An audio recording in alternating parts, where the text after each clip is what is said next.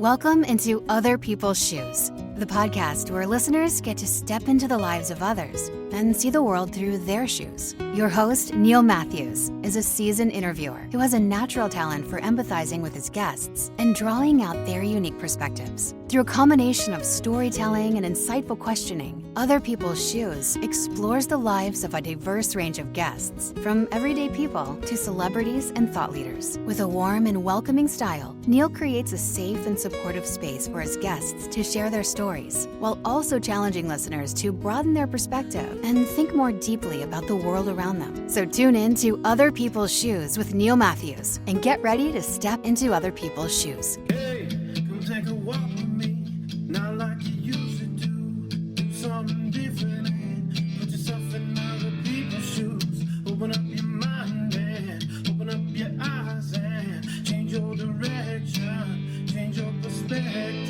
Welcome into Other People's Shoes. We are in home stretch time. It's the time of the year that I always get a little sad because, again, we're ending one season and we're starting a new season. So let the countdown continue. After today, we will be 2 weeks away from ending our season-ending show. Which, let me tell you, I know how it ends. I know how the story finishes. I know how the season will end. Before we get there, we have 3 amazing guests. And you guys are like, why do you say that every week, Neil? No, but truly, because I feel like there's so much power in people's stories. And I'm so excited for you guys to meet my new friend today. She didn't even know this. She should get excited about this because we have the map in the studio, guys. You know this. We've been talking about it for almost 5 years now. Today, we're crossing off another state off the list. And so now we are whittling that down as well. So we got like multiple things we're whittling down, seasons, states that are left. And today we're in New Jersey, which I should just jump over to New Brunswick to see my old friend Nelsa. We press forward. Help me welcome in my new friend Alana. Alana, how are you today? I'm doing very well, Neil. How are you?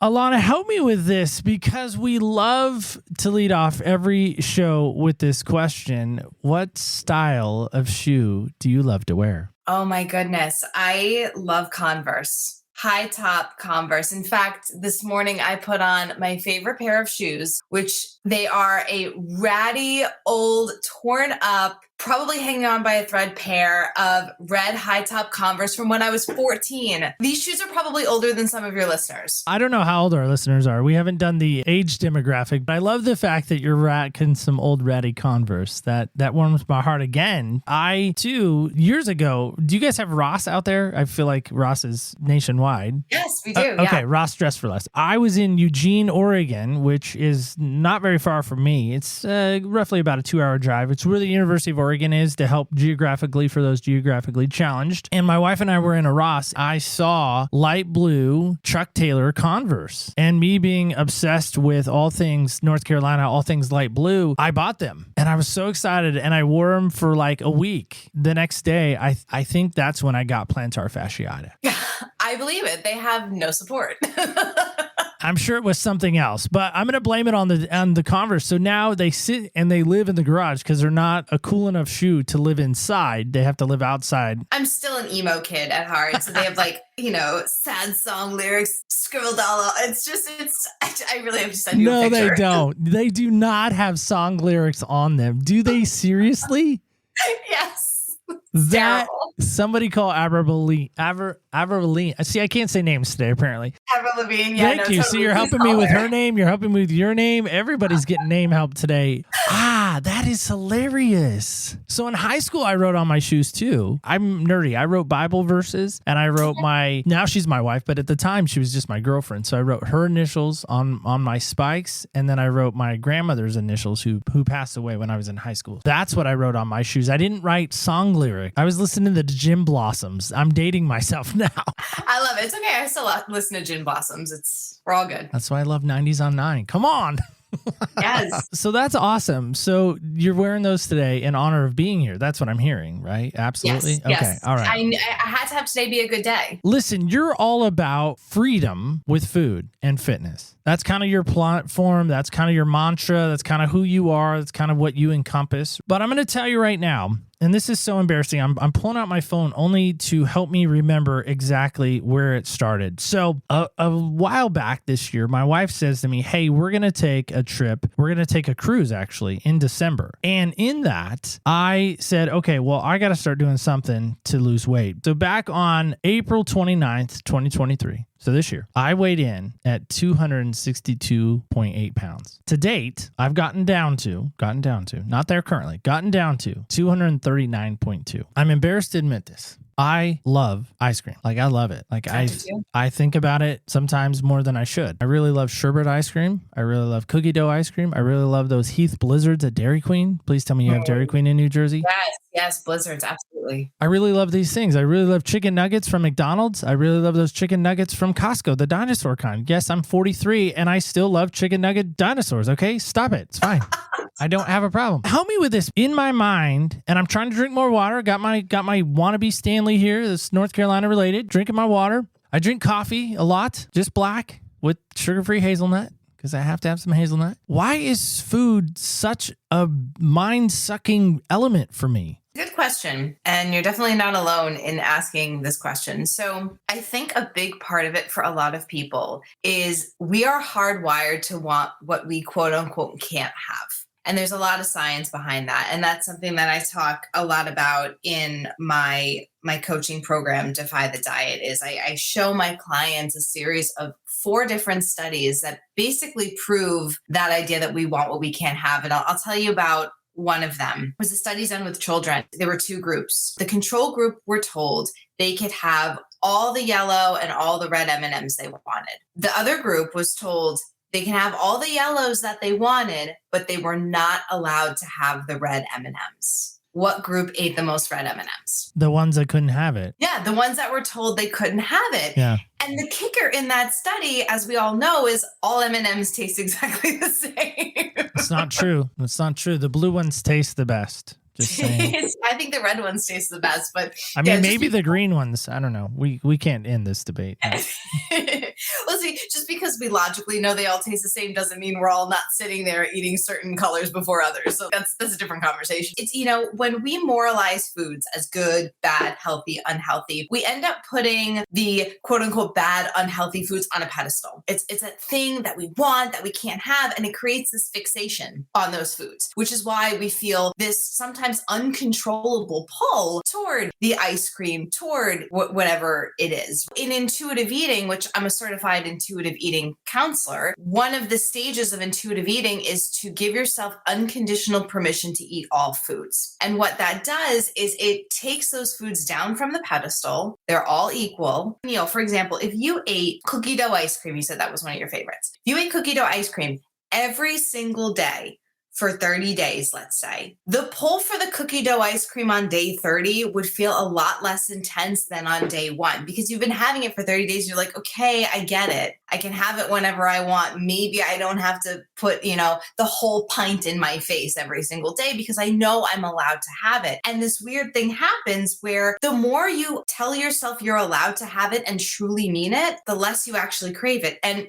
here's another good example of how this actually works. And what this is called, the term for it is habituation. When we habituate foods, we want them less. It's like with your wife. First time she said she loved you, you probably got, and you were in high school, you said you got the butterflies. It's like, oh my God, she said it. I'm so in love with her. You got this feeling of euphoria. But now you've been married how long? I've been married 22 years Friday. Happy anniversary, first of all. So 22 years. So when she says, I love you today, it still makes you happy. You still love her. You still like hearing that she loves you. It doesn't have that same euphoric effect that it did the first time. It's the same when we habituate. I would push on that. I'll concede your point, but I'll push on that. I'll only speak for myself then. My husband says, I love you. We've been together 10 years. I'm like, yeah, I love you too. And it feels great. It's still nice, but it's not the same as that first time. Here's the thing. I've heard people say that. I've heard people say, in fact, there's a guy at work doing this carnivore diet diet thing, you probably heard about this too, I'm thinking, probably in your sphere. He said, just go and have it and be done with it. And I was like, I don't know about that. And he said, well, think about it, Neil. People have started to notice. I'm tall. I'm 6'3"-ish. So I'm tall for my age. And for me, growing up, I was really skinny,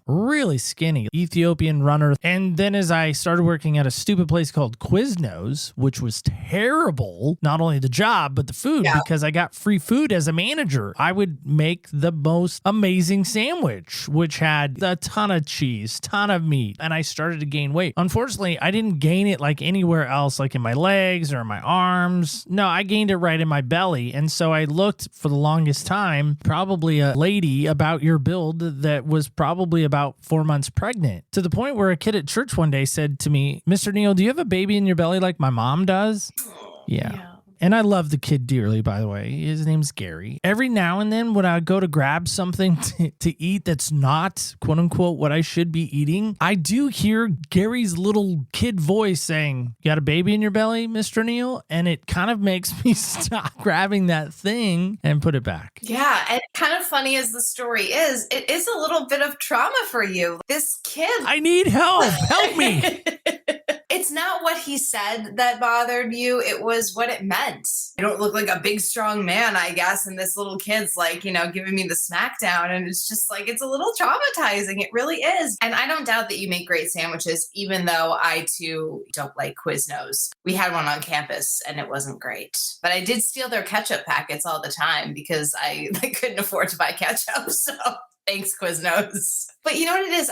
I don't doubt you make a great sandwich with all the cheese and the fixings and the things. I would challenge to say, it tastes good in the moment, but how do you feel after you have something like that? Absolutely awful. Yeah. Every time. Yeah. Every time. If I have Oreos, if I have a Blizzard, if I have whatever, I feel bad. Yeah. Kind of the beauty of intuitive eating. There's a huge misconception out there where it's like, oh, what are you just telling me that penne vodka is the same as a salad? Their nutrition profiles are completely different. I'm not an idiot. I'm not a moron. Like, I know how nutrition works, and that's a big part of intuitive eating, adhering to the nutrition guidelines that were given by the World Health Organization. So it's not a free-for-all. It's being more conscious of how foods feel in your body after you eat them, and also honoring your cravings and making the empowered decision whether or not you want to have that food anyway. So blizzards make me feel like shit, but I really want a blizzard right now. That's your choice. You're making the conscious choice from the fact that you understand how your future self is going to feel. So for example, for me, when I healed my relationship with food, I started seeing food as a series of experiments. What happens to my body when I eat this? How do I feel after I eat that? Fried foods will fuck me. I will feel awful for 3 days. I don't know what they usually cook fried foods in at a restaurant, whatever it is. Apparently, I have some sort of intolerance to it. Fried foods are delicious, so delicious, but I have to make the conscious decision. Am I going to have this and suffer the consequences later? And I can or I can't, but that's my decision. Approaching food from a place of I can have it. How do I want to feel afterward? And maybe it's just having a little bit of the fried food or a couple of bites and then having that deliciousness, but then knowing to stop because I know I don't want to feel like garbage after. Same thing with the blizzard, same thing with the ice cream or whatever else we're talking about. The challenge that I run into is I look around my world, my little sphere of folks, and it seems like everyone wants to lose weight. Everyone wants to look, quote unquote, better. Everyone wants to not necessarily be magazine model because we know those are fake. We do, but our brain tricks us and we're like, nah, are they though? Everyone wants that. Why is it you want to put in the work? Why is it you're encouraging other folks to put in the work? I want people to know that being thin or being fit isn't the same as being healthy. They can coexist, but they're not necessarily one and the same thing. When I had my eating disorders when I was in my 20s, I was still a lot of that time still what you consider a quote unquote normal weight. Like I wasn't this skeleton walking around. In fact, a lot of people thought I was the fit, healthy one. And they would ask me, oh, like, what do you eat to look look like that? And how do you exercise? And, they were like asking me my advice, kind of made me laugh. But on the inside, it was very frustrating because I felt like saying, well, I have an eating disorder. This is how you look like this. It's just, so being fit and being healthy aren't necessarily the same thing. If people want to be healthy, I tell them dieting doesn't work for that in and of itself. Like intentional weight loss to become healthier isn't effective. There's no scientific backing that is what works. Diets work in the short term. They work in the very short term, mostly because people are losing a lot of water weight, kind of honeymoon stage of the diet. So they're following all the rules. They're too restrictive to be sustainable. So once you get off the diet and you start eating normally, quote unquote, again, you gain all that weight back. There are no studies that show what happens to participants after the 5-year mark, because 80 to 95% of the people by the 5-year mark will have regained all the weight back and then some. So instead of trying to lose weight as a mode of improving your health, I tell people, take a more well-rounded view of what health is. Health is physical, mental, and spiritual. Yes, sure. Increase your fruits and veggies, increase your water, increase your protein, increase your fiber, move your body more, get 8 hours of sleep.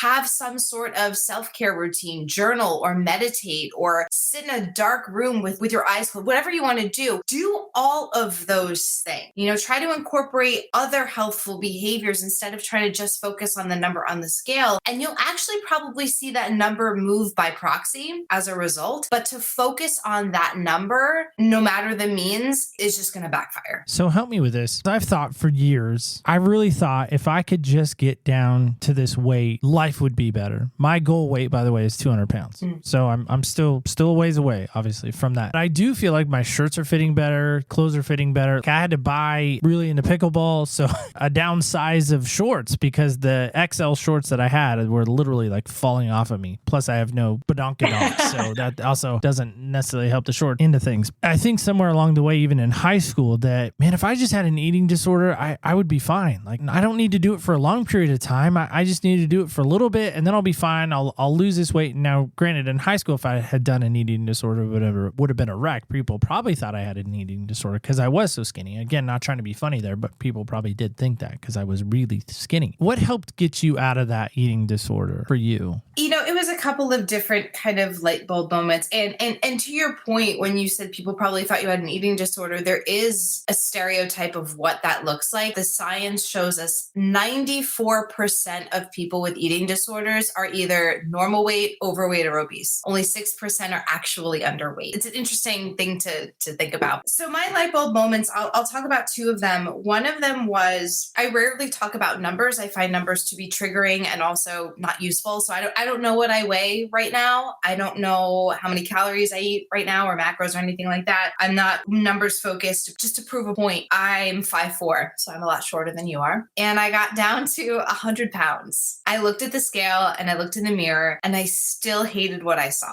100 pounds is underweight for someone who's 5'4". That's not okay. I still didn't like what I saw. And it was like, that was like my fourth goal weight. Like I had like a goal weight, I met it and I still didn't like myself and I still didn't like myself. And I had this question pop up in my head that morning of what is it going to take? What number is going to make me feel like, yay, I've arrived. I'm worthy now of living as a human being. It was just like, there's not going to be a number. I'm chasing the wrong thing. I think that's what a lot of people are doing is, and that's not to say, I understand people want to be healthy. Weight is a very small part of what makes you healthy. And weight is also very genetic. There's something called the weight set range. It's like 5 to 10 pounds where your particular body feels most comfortable. And are you there at 230, 240? What? Maybe not. I can't tell you that. It's wherever your weight stays stable. It's wherever you feel the most energized, alive, and vibrant. I don't know what that is for you. It might be lower than what you are right now. I don't know. That was one of those moments where I was like, I think I'm chasing the wrong thing. I think I'm chasing happiness and worthiness and success in my weight. And that's not a sustainable way to live my life. And I'm going to kill myself doing this. So that was one moment. The other moment was I was reading this blog by this woman who lived in upstate New York. I don't know, she's a random woman, but she was like a fitness, nutrition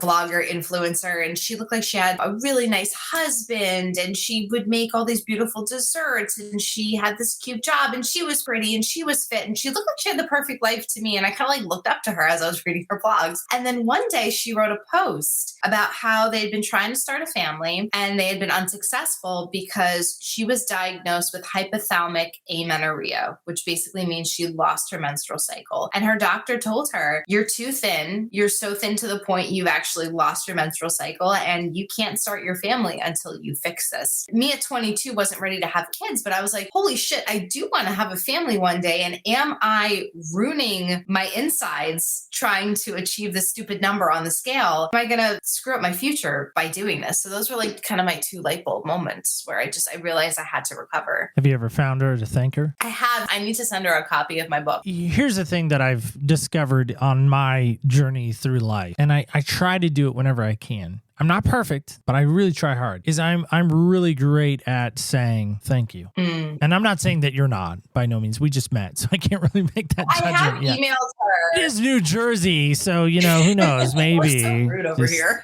You are. You're rude people. I used to collect out there. You guys are some rude people. I've really tried hard over the last, 5 years or so, really specific. If somebody does something great for me, my immediate response is, I'd like to do something nice in return just to say thank you back. And they're like, you don't have to. I'm like, I know, but I want to. And they're like, but you don't have to. I just was curious about that. I've emailed her, I think quite a few times to tell her that she like saved my life. And I have a couple of people in the acknowledgments of my book that I've never met or never spoken to, but just their podcast or their book has really spoke to me. And I feel like they're like this unintentional mentor for me. There's so many times people don't necessarily have an opportunity to say that or think, well, they're too far away or they're too big or they're too whatever, a musical artist or who knows who. As a creator, as someone who makes things, much like yourself, I think it's moving when you know somebody's life has been maybe changed or made different because of something that you did or you were a part of. Kind of sometimes can propel someone forward, truly. So just an encouragement there. Why start helping people? Was it because you had some people like we were just talking about with this nice young lady? Was it you had those people and you're like, wow, there's a need here. I can fill it. I can stop the boat from sinking. What's the motivator? I know I'm not alone. So when I found intuitive eating, it was through just like a series of random podcasts. The first time I heard some of the thoughts and behaviors of these other young women who were struggling with their eating and their body image, I cried. I was like, holy shit, like it's not just me. Like I'm not alone in this. And also there's a reality where women don't have to be losing weight all the time. This is crazy. It broke open this whole alternative way to live my life as a woman. I struggled for so long and I struggled for 7 years. And I know there are women out there who have struggled far longer than that, a lifetime. And I just thought to myself, this was such a trauma in my life. This was such a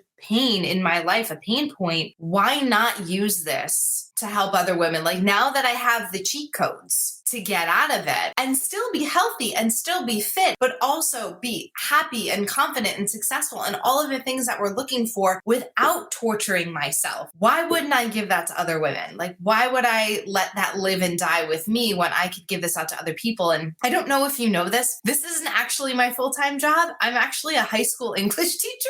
I teach people all the time. That's what I love to do. I love guide and mentor, and that's been the through line of my whole life. So once this all happened to me, I said, I can make a side business doing this, helping adult women stop struggling the way that I did. That's kind of why I do what I do. High school English teacher. That just triggered me on so many levels. Wow, we could have taken that out.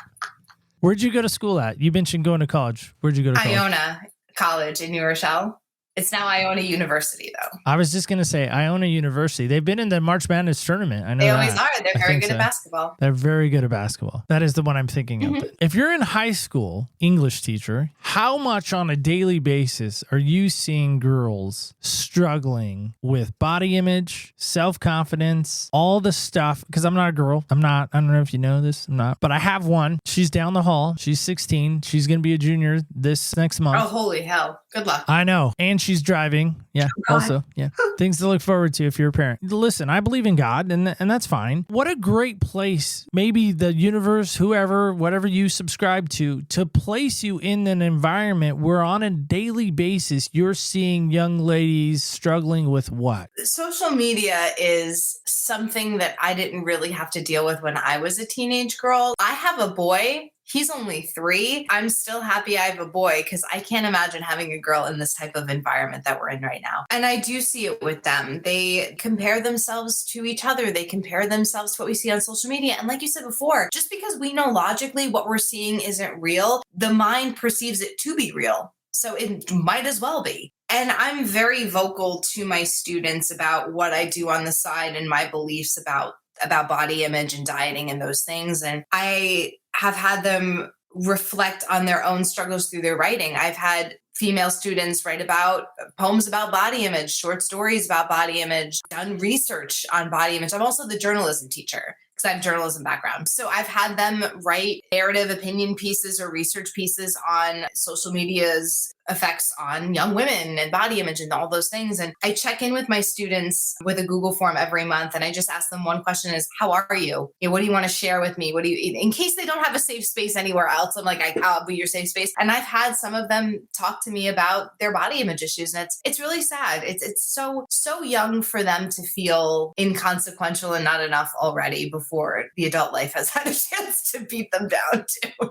Well, I guess that's what I'm asking. Again, I'm 43. I cannot even imagine being in high school right now. Like, I have friends that say, wouldn't it be cool to go back? I'm like, are you dumb? Like, let me slap you in the stupid face for that dumb comment. I've even caught myself saying that a time or two. Like, man, if I knew what I knew now, stop right now. Just stop. Listen, I think every generation has it hard. I'm not naive to think that my grandparents didn't have it hard growing up in their generation. I'm not naive enough to think that my parents didn't have it hard in the 60s and the 70s of all the racial tension that was going on in Vietnam. I'm not dumb to think that. I am so saddened for our generation of these days. I think girls specifically, they have this image and this idea that they have to be this way. They have to look this way. They have to have these type of genes. They have to have this type of whatever. I just feel like it's robbing them, truly robbing them of their joy of life. And I love your comment there. I know you said it kind of jokingly, but I think you meant it too, is that life along the way when they get to be an adult is going to beat them down. So I'm going to lean into that educator brain of yours. So switch hats for a second. Be a teacher for a moment with us if you can, which shouldn't be too hard because it sounds like you're a great teacher. Help me with this. What are you doing as an educator to really help girls realize and recognize, and maybe guys too, but you're a girl, so maybe it's easier. But how are you helping those guys and gals of our next generation be the best that they can be?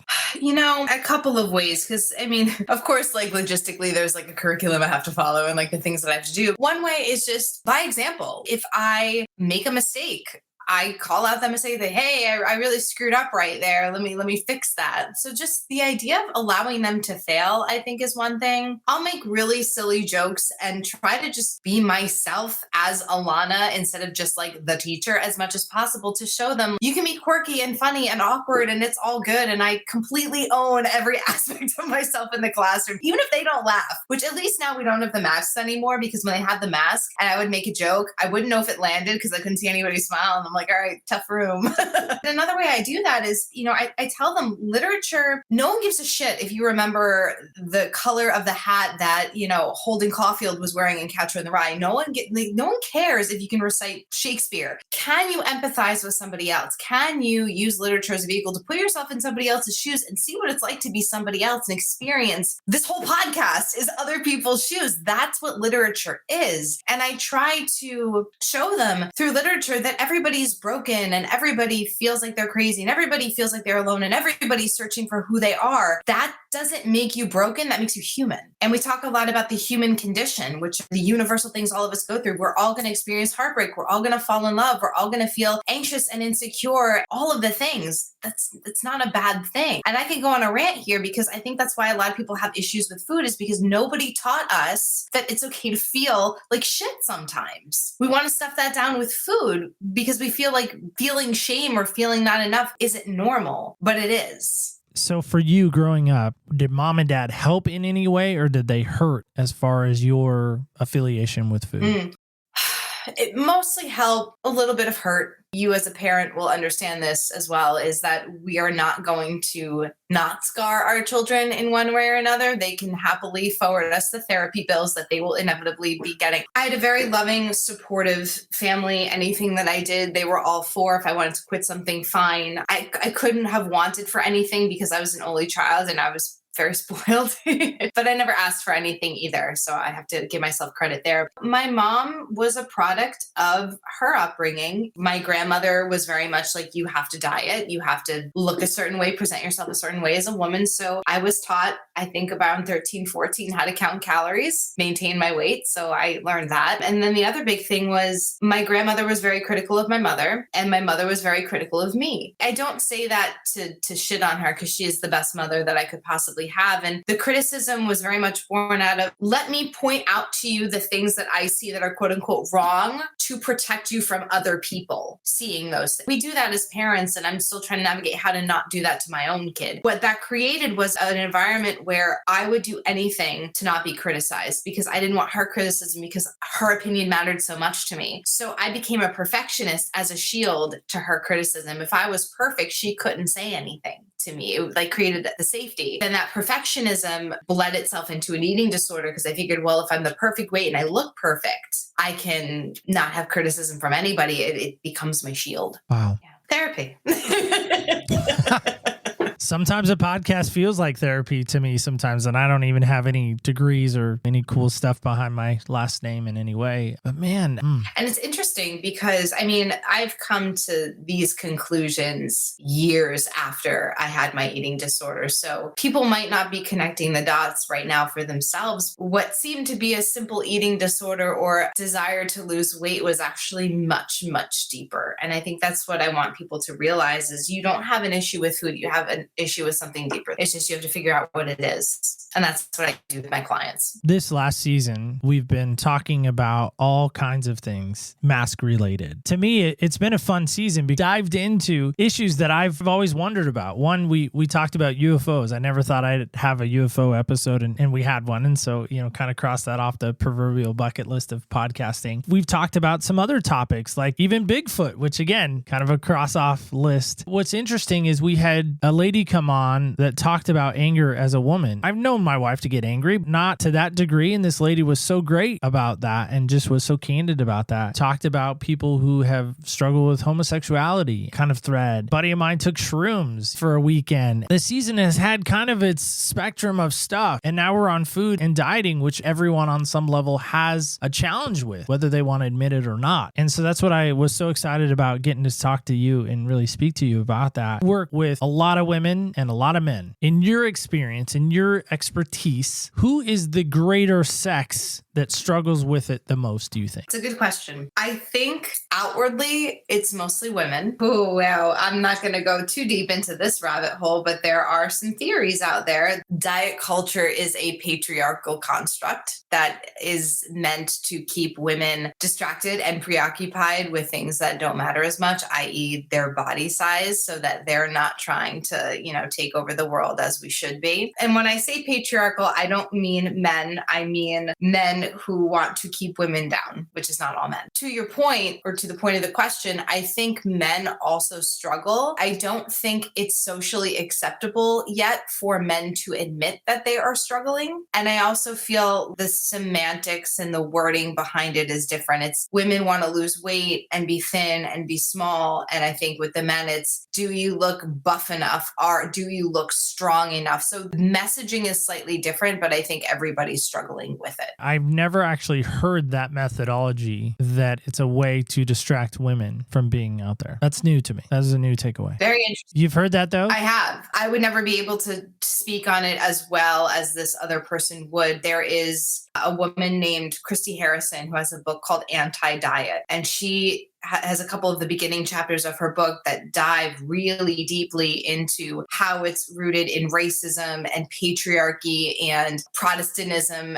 as it was when we first came over here. It's very, very research backed, very, very history based, and I'm not a history person. So if you want to really dive into that part of diet culture, I would recommend Anti-Diet by Christy Harrison. Never thought about it that way, but I mean, it would make sense. I think anything that gets our eyes kind of pulled away from where the goal is or the objective is to distract us, I think is bad. It's like a good magic trick. It's like, don't look over here. I love magic for that reason. I know. And I think our world is full of magic tricks, sadly. I think nowadays it's really hard because you see, listen, she's easy to pick on. You see the Kim Kardashians of the world and you think, okay, that's the way my life's supposed to be. I'm supposed to be a Kardashian. I'm supposed to be this. But the reality is, no, you're supposed to be you. Mm-hmm. And I think if we could instill that in our young people, you don't need to be the next TikTok star. That's not a thing. You can't put that on a resume. I'm sorry, you can't. Now listen, they can make good money on it, sure, but there are so few and far between. It's like almost trying to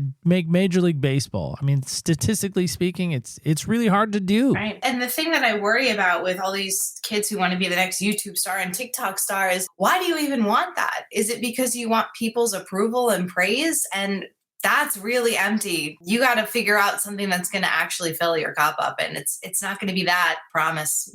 It's not. And I think that's the lure and that's the lie. And again, that's the magic trick. Your one mask that you wore was what? And why did you wear it? It was a mask of perfection. It was, look at me, I'm thin and I have all the good grades and the job and the boyfriend and the whatever. And it's just, it's not that I didn't have those things. The mask of perfection made it look like I was happy with myself in those things. And it was actually the exact opposite. I was trying to achieve in order to feel more worthy, but every achievement felt empty. And I was wondering why. And I was realizing I was chasing the wrong thing. External accolades, gold stars are never going to make you feel the way you want to feel. You have to make yourself feel that way. You have to understand that you are enough just as you are. Like you said, you don't have to be Kim Kardashian. You don't have to be anybody. You just have to be yourself and be okay with the messy person that is, because we're all messy. But I think that's the challenge I ran into growing up, and maybe others too, is you watched TV as a kid, especially if you're a latchkey kid or a Saturday morning kid. You're watching Saved by the Bell, or I'm really dating myself, or yeah, you are. Beverly Hills 90210. Who didn't want to be Brandon Walsh? Hello. And again, I'm really dating myself again. For me, like I said, growing up, it wasn't just body image. It was status image. It was not having the name brand clothes. It was feeling like, okay, once I get this, whatever it may be, insert it, whatever, I'm going to arrive. Somebody's going to see me. Somebody's going to recognize me. And I think that's the drug more than the drugs like marijuana, cocaine, things like that kids are chasing. I think it's just they want to be seen. In a commercialized society, we feel like buying the things will get us what we're looking for. I tell people, and this is in the book, we're looking for 4 things. Like when we do anything, whether it's diet or buy the whatever sneakers are cool now, I don't even know, I'm so uncool.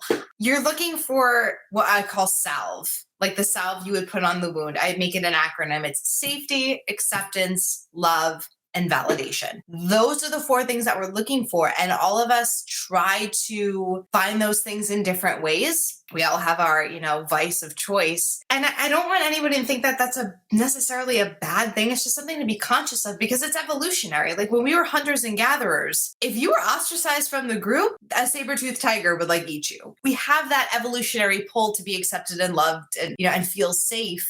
Is the way that you're doing that really serving you or not, I think is the question. And if it's not, how do we fix it? Trying to quiet the noise of the world around you and the expectations and the shoulds and the can'ts and the whatever, and just really trying to, going back to intuitive eating, be intuitive. Listen to the voice in your head, not the voices of those around you. And that in and of itself can be difficult because we've internalized so many messages that we have several voices in our heads that are talking to us. So learning how to filter those out and really listening to your own and what do you want to do with your life? What purpose do you want to serve in the world? What brings you joy? How do you want to live as opposed to what everybody else wants you to do? If I can just get on my Peloton long enough, I'll just be all right. Do enough keto eating, I'll be okay. That's what you're saying. Keto works until you get off keto, and you can't outrun your own insecurity on a Peloton. unfortunately. And not I because don't know there's if anything that's wrong with true. roll I would car. like to try. If Peloton wants to send me a bike, I'd like to try to pedal my way through insecurity. Listen, I love myself a salad. I work out almost every day. It's not that I don't enjoy nutrition and fitness. It's just what my body looks like or weighs as a result of those things has no bearing on who I am. I am me now. I am me if I gain 50 pounds. I'm still me. I'm still awkward and weird. And I'm an elder emo now. That's what they call us people who still... I bought a shirt that says elder emo, actually. No way. I still like to write embarrassing fan fiction that I'll never let anybody else. Like I'm still me. I just am in a different shell, maybe. You mentioned the book a couple of times. Where can folks go to get a copy of it? Where's the best place that they can pick that up? Amazon, baby. It is already on Amazon. It is the same name as the business. So it's Freedom with Food and Fitness. It is on pre-order right now. The book comes out on November 14th. So if you pre-order the book before it comes out on November 14th, earn $250 worth of free content and resources from me as a gift to you. For anybody who's ever written a book, pre-order is super, super important in terms of ranking, and your ranking determines how many people actually see your book and your message. And I think everybody needs this. So if you go to freedomwithfoodandfitness.com/pre-order, you can fill out your Amazon order number and get those free goodies sent to you. So Freedom with Food and Fitness, get it now. You mentioned that you're younger than I am. By a little, yeah. Well, being young, you should know these things too, because you're more hip. No, you're an elder emu, I just said that wrong. You're not a llama or an emu. You're not a bird. Emo, No. elder emo. That's what I'm trying to say. Yes. We're also going to have it at opspodcast.com/books that I love. It's going to be up towards the top. So you forgot that too, but that's okay. That's wonderful. I mean, it's That's a nervous wonderful surprise. being here. It's nervous. People get nervous being here talking to me. I'm not sure why. I'm very welcoming, I feel like. You are. I genuinely enjoyed this conversation. It's not every time I have an interview that it's enjoyable, but this actually was very enjoyable. Well, that's good. We aim to please. So help us with this, though. Again, if somebody's truly struggling away from the book, if somebody's really saying, hey, I got my daughter, I don't know what to do. You're a mom. I know you're a mom. You're a boy mom, but still, you're still a girl. You still walk through those roads, those hallways every day. You kind of seem very relevant to young people today. There's a mom right now that's struggling right now with their daughter. What, especially revolving around weight specifically, kind of in your wheelhouse. What would you tell that mom right now to tell her young lady? Because again, maybe you can't speak to all the moms. I'll tell you what not to say. I think that's more important. Don't comment on her body at all. Don't comment on her body. Don't comment on what she's eating, whether it's too much, just don't comment. But I think even more than what you need to tell her, it's as a mom, what you need to do for yourself. You need to heal your own shit. And I say that with love. You know as well as I do, you tell your daughter what to do. She wants to do the exact opposite. You could tell her all day, every day. She's going to tune you out as a parent because what do you know? As a mom, you have to walk the walk. You have to heal your own relationship to food in your body. And your daughter is going to see that and say, oh, that's how I'm supposed to respect my body. That's how I'm supposed to walk in this world. Any woman, and I see this with my clients all the time, any woman who watched their mom go to Weight Watchers meetings and talk shit about her body and eat differently than the rest of the family because she had to eat healthier, we pick up on that and we say, oh, well, that's what mom feels like she has to do to be a woman. So that's what must be what I have to do. So walk the walk, heal your shit. Come join me.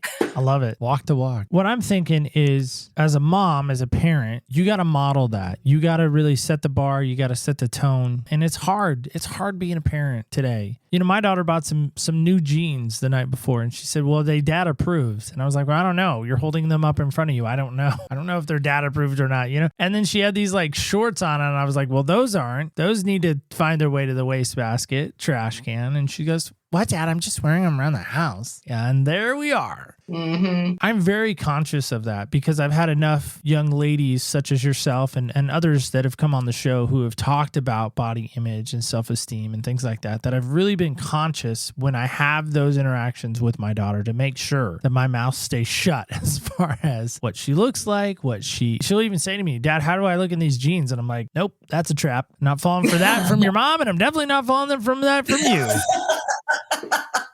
Because my response to my wife is, how do I look in these jeans? I'd like them off. That's usually my response. I love it. let's do some silliness. I feel like we've had some intermixed silliness. It's always fun to do some silliness as we wrap up. So here we are. Now, I know you didn't go to the University of North Carolina. Did you even try to maybe apply to such a great school? I mean, Lyona, that doesn't even show up on most maps. I don't know. I know. You know what? I picked it because it was the only college in the Northeast that had an accredited journalism program that wasn't an Ivy League. So I was like, trying to save some money right there. It was close to home. I'm very close to my parents. I had a boyfriend at home, wanted to stay close to him. It was close to the city. It was a 20-minute train ride to New York City. So it kind of checked all the boxes for me. Oh, and they gave me a huge scholarship. So hi, money. I didn't go to the University of North Carolina, but I do lobby every day that somebody should go there. So there we are. Maybe it's just my fandom and it's, now tattooed on my arm. So now it's in my DNA, as they would say. It's inked and everything. And I know I didn't even go to school there. I should just take a class there. That's what everybody keeps telling me. So at least I can say I went to school there. Yeah, absolutely. So I'm going to be there in November. I'm going to see if they can just sign me up for just a quick class, like just get me on the roll sheet so I can get an email from them. That's all I really want. So I can say, .edu at the end of my email so I can get some cool bennies like, Spotify and things like that. And Apple. All right. So here we go. So we do this silly thing at the end of the show. It's called Senseless. So I'm going to roll for you. It's a random question to die in there. You can see the die in the cup there. There it is. Cool. And so we're going to roll for you. And so we're going to see what you get. Number 6. Number 6. Okay. Number 6 is this. If your life was a movie, what would its title be and who would play you? If your life was a movie, what would the title be? And who would play you? It would be called Enigma, because that's what I would refer to myself in high school as, because I was a cheerleader. Okay, follow this. I was a cheerleader, but I hung out with the emo kids who smoked pot, but I was also valedictorian. So I didn't fit in any box. I was just like this weird enigma. So an enigma, a perfectionist story. I don't know. Who would play me? I would have to say, God, I find her kind of annoying as an actress, but everyone tells me I look like Anne Hathaway, or I did. Or so I was like, all right, she'll play me. Maybe she'll do it justice instead of being like, I don't know. Her and Catwoman just pissed me off. So I don't know. I thought she was great in Catwoman. Oh God, that was just so over the top. Wow. Devil Wears Prada Anne Hathaway can play me. Princess Diary Anne Hathaway can't play you. I'll take it. Enchanted Anne Hathaway, she could play you. Sure. Thank you so much. Thank you for coming on. Thank you for sharing what you shared. It really meant a lot to me, truly. And I think you gave some great pearls of wisdom and hopefully some great takeaways. I have some, and I hope others do as well. Thank you for that. Well, guys and gals, kids and campers alike, that is it. That is all. That is our show today. Again, I told you it's home stretch time. We're in that final stages. Now we're down to 2 after today. So next week and then the following week, and then we're into the new season. Yeah, it's happening. And I know what's coming in the new season. I do. You should be ready. You should be prepared. Pack your bags. We're not going to take a flight just yet, but just pack your bags. But help me with this. Ladies out there specifically, guys, you can just kind of, go to your nothing box for a moment. Ladies, how many of you right now have a young lady in your life? Think of her right now in this moment. Put her name in your head. Put her face in your head. Put her essence in your head right now. Think about her right now in this moment. Got her locked in? Okay. What does she need to hear from you? What does she truly need to hear? What amount of wisdom can you give to her right now? Because let's be honest, the young ladies I'm thinking of, the young woman specifically that she's turning into, this butterfly down the hall from me, what can I instill in her? If it's not positive, we know it's only negative. So today, can I just ask you this? Be a positive voice to her. Do what you can to spread that to her. If you do that, let me know. OPSpodcast.com, great place to let me know. You can also let us know on the socials at OPS Podcast Show on our Facebook, Instagram, and Twitter. And of course, don't forget this. Do not ever forget. Remember, when you walk in other people's shoes, you really do get a different perspective on life. Stay tuned till next week when we walk in other people's shoes.